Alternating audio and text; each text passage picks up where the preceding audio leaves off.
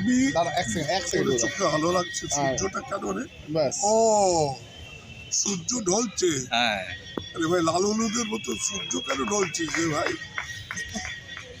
সামনে ডার্বি, দল সেরা ছন্দে রয়েছে, ছবির পয়সা উঠেছে, সূর্য ঢলছে, লাল হলুদও ঢলছে। এইরকম সময় তোরা জিজ্ঞেস করছিস। তবে ডার্বি 50-50।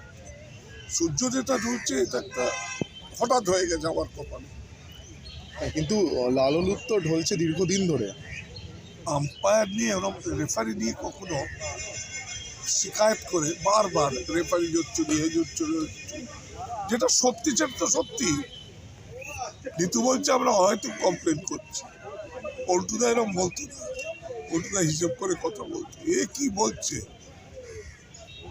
তবে রেফারি নিউট্রাল থাকা উচিত আমি মনে করি। ডার্বিটা বাইরে চলে গেল, এটা কতটা বাংলার ফুটবলের জন্য ভালো আছিস? কতটা ক্ষতিকারক দিক? অনেকটা ক্ষতিকারক। তার কারণ কিন্তু এটা কারোর হাত নেই ভাই।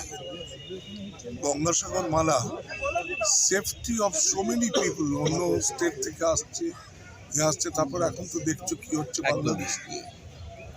এই সিকিউরিটি বাংলাদেশের অবস্থায় বা এত লোক অন্য দেশ থেকে আসছে, তাদের সিকিউরিটির জন্য দিদি যেটা করেছে কোনো উপায় ছিল না। আর দিদি খেলা ভালোবাসে, খুবইও চান, কিন্তু কপালটা খারাপ সিকিউরিটির জন্য। সমর্থকের যে সাপোর্টটা পাবে না। না, বাংলা ফুটবল এই যে সন্তোষ ট্রফি জিতেছে, হ্যাঁ, এতে কি হচ্ছে? তারপরে আমাদের সেক্রেটারি অনির্বাণ দত্ত যে বাংলা ক্যালকাটা ফুটবল লিগ করেছে, বাঙালি প্লেয়ার ছাড়া খেলতে পারবে না। এটা কত বড় ভালো আমি বলতে পারবো না।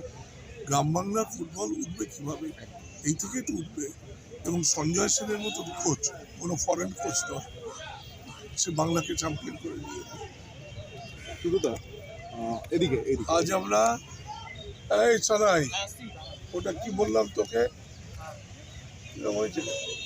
ভালো আছেন? কোনটা এত রোগা হয়ে গেছি, বুড়ো হয়ে গেছি। না বুড়ো জিম করছে আপনার মতো তোর জিম করে কি হবে? কপালে কি ঢুকবে? আপনার দই মনে আছে কি? আপনি অনেক দই নিয়ে এটা বললাম বাঙালির খেলা ফুটবল, সব খেলার সেরা বলে দে। গলাটা বল। সব খেলার সেরা বাঙালির তুমি ফুটবল, আর বাংলা আজ ভারত সেরা। একটা বিষয় আমার প্রবলেম হয়েছে কি জানিস, পরশুদিন অফিসে খুব চেঁচামেচি করেছি, তারপর রাত্রিরে মাফলার দিই নাই। মাফলারটা কোথায়? মামলাটা একটু বাজে নেবেন, দেখতে বাজে লাগবে। আরে দেখতে তো আরে তারপর ঠান্ডা লেগে আছে, গলাটা গেছে। তার একটা গুরুত্বপূর্ণ প্রশ্ন, সেটা হলো গিয়ে আপনি দীর্ঘদিন মোহনবাগান ক্লাব নিজের হাতে সামলেছেন, আজকের তারিখেও আপনি প্রেসিডেন্ট, কিন্তু মোহনবাগান ঘোষণা করলো কি ম্যাচের দুদিন আগে যে ডার্বি হবে গুয়াহাটিতে। ক্লাব কর্তৃপক্ষ তো মোটামুটি জানতোই, হ্যাঁ পুলিশি ক্লিয়ারেন্সটা আসতে একটু সময় লেগেছে সেটা অন্য বিষয়, কিন্তু 95% ক্লাব কর্তৃপক্ষ জানতো যে ম্যাচ গুয়াহাটিতে হবে। তাহলে এই টালবাহানাটা কেন? কারণ যে সকল সমর্থকেরা যাবে সবার পক্ষে তো আর বিমানের টিকিট কেটে যাওয়াটা সম্ভব নয়।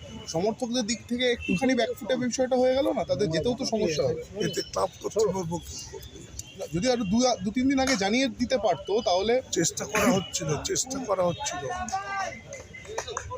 একটা প্রপোজাল হয়েছিল যে 70% গভর্নমেন্ট থেকে দেবে, 30% যদি দেওয়া যায়, কিন্তু এই রিস্কটা খেয়ে নেবে। 30% জোগাড় করা হলো প্রাইভেট সিকিউরিটি এজেন্সি। তারপর কিছু হয়ে গেলে ভাই কাউকে দোষ দেবো না, আমি প্রেসিডেন্ট, সুতরাং দোষ আমার সব দেখতে দেখতে ক্রিকেট খেলার মাঠ প্রেসিডেন্ট হিসেবে কিন্তু প্রশ্নটা নয় হয়ে যাচ্ছি সর। প্রেসিডেন্ট হিসেবে কিন্তু প্রশ্নটা ছিল না, প্রশ্নটা ছিল সেক্রেটারির দায়িত্ব। প্রশ্নটা হচ্ছে কারোর দায়িত্ব নেই। দেবাশিস দত্ত সেক্রেটারি, আমি প্রেসিডেন্ট। হ্যাঁ আমি তো ওনাকেই যৌথ দায়িত্ব সর।